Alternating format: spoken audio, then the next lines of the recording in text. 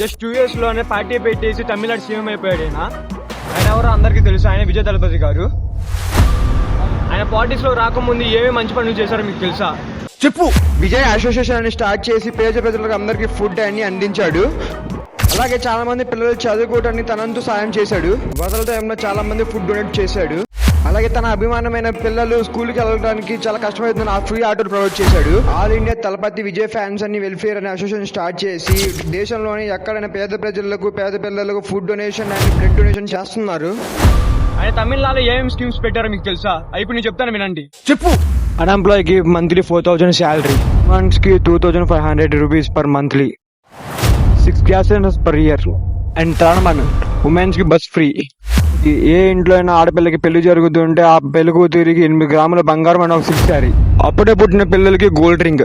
ఆయన పాలిటిక్స్ లో రాకముందే చాలా మంది ప్రజలకు చాలా హెల్ప్ చేశాడు. ఆయన సీఎం అయ్యాడు, ఇప్పుడు ప్రజలకు ఎంత సహాయం చేస్తారని మీరే ఊహించండి. ఇంకా విజయ్ దళపతి గారి గురించి మీరే అనుకుంటే కామెంట్ రూపంలో నాకు చెప్పండి. అలాగే ఈ వీడియో వల్ల కొంచెమైనా ఇన్ఫర్మేషన్ మీకు తెలిసింది నాకు లైక్ చేయండి.